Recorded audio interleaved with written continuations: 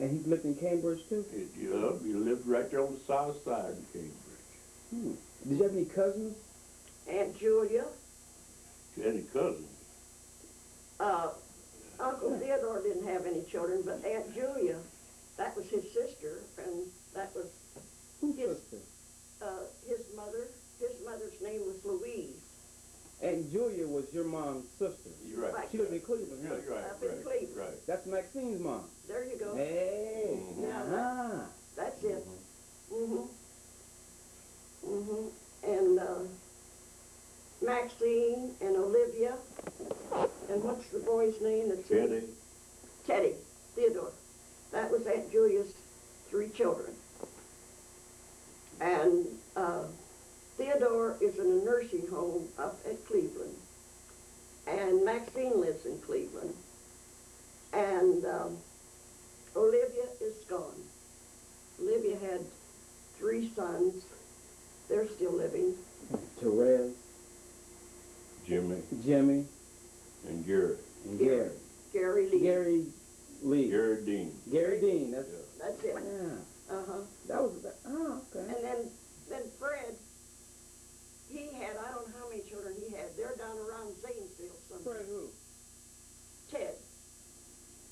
The one that's in the, Maxine's brother that's in the nursing home. What's his name? No, they're up around, upper close to Cleveland. They're not down there. They're upper, there's some, I don't know, up around Canton someplace.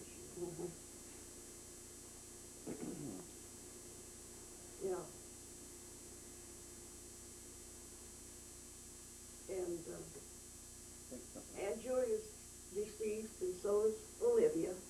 So who's Maxine living with up? She live by herself up Oh there? yeah, Maxine, she's doing well. She lives in Cleveland, and she's very active. Well, she works in a hospital, and she's very active in her religious activities. And she comes here quite often. When she's near Columbus, she's going to come here and stay. Yeah? She We're told me to very- come up there and visit her. I ain't been up there yet. Yeah, I gotta go. she's a very nice person, and she has 2 sons and 1 daughter, and 1 daughter passed away when she was about 16 years old. And Maxine, you're not supposed to have favorites, you know, in a family, but Maxine is close to Francis and I always have been, very close. So did your brother Fred have any kids? No? If he did, I didn't know nothing about it. Well, that's kind of different. It seemed like everybody had kids but Fred. Yeah. And Fred was, he was the had baby. a lot of girlfriends. Yeah. Never. Too many And he of them. was, now listen, he was married 1 time. And he had a nice wedding. Oh, we went to the wedding, and he married a nice, respectable young girl. And that marriage lasted very, very shortly. They never had any children. And he had it made, old daddy had a big thing just why you see none of race horses. Fred was very, very. And nowhere in the world that woman never got away from me, no kind of. He had it made, and you said, you made it. I don't know what to. He never could, you know, get a hold of something and go with it, you know what I Fred mean? liked to party too much. Well, and he That's was, what it was. yeah, just, you know, he's had such different ideas. And I don't know. Well. We shouldn't talk about the dead, but we always was in agreement. It's always good to him. I want to tell you, Rick came there one morning, brand new Ford. He said, "Now you see, bro, you see what the good Lord do for you when you act right. You see what He do for you. Look what I got out here. This is Ford." I looked. You know what I told him? I said, "Nah. If you don't get them payments in there, the good Lord gonna take it." That Ford didn't last no time. I don't think he had it over a couple of months. Yeah. Well, Big blow and show. of all the brothers and sisters, you two seem to be the most stable people. Why? Most able people. Most stable people. Well, I'll tell you. Well, we pulled together. That's we pulled the cart together. You mean I'll tell anybody what's your name? You pull the cart together. One go to hang off. You try to pull that wagon, you never make it. When we first got together, mixed couples were very few. And of course, prejudice was the ruler on both sides. And it wasn't all jam up and honey. It wasn't like that. We went through some hard times together and separately.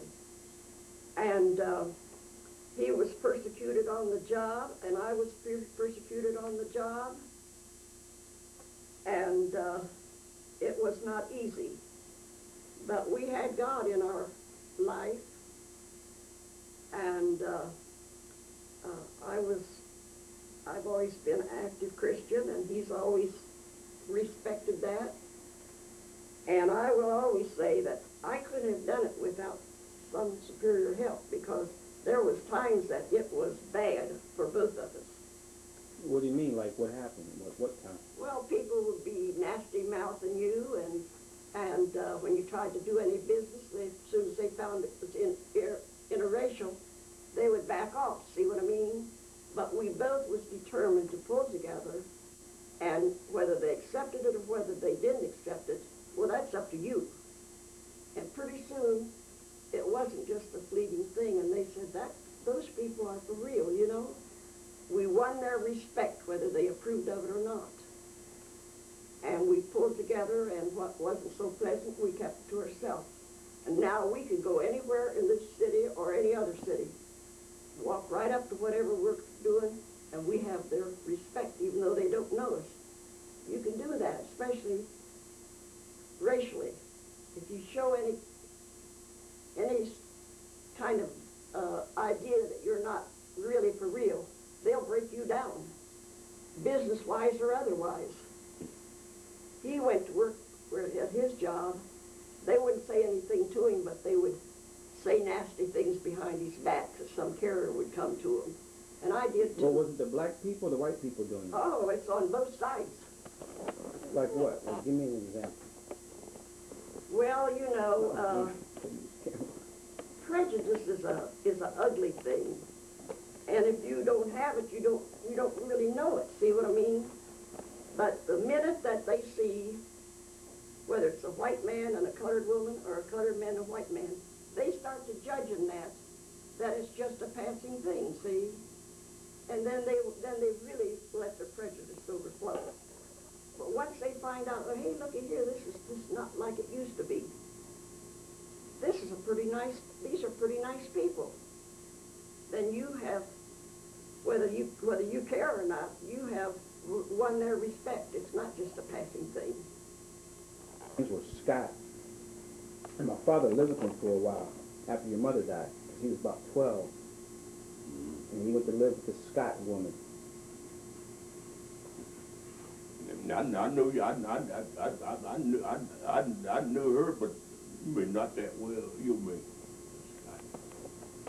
Why would he go live there?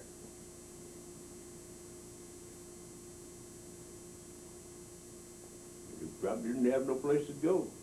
That's a good reason. Well, look, this tape is about over. So I'm going to, anything you want to add to all this that we talked about? About your parents, yourself, your kids, your wife, the world. These kids, they don't know. They were born in the 80s. They don't realize just got what here. we're talking about. And It's a good thing they don't. Think, You know what I mean? for future people. Some of the bitter.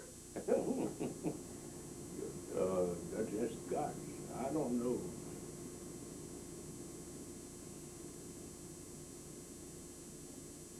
Okay, what's the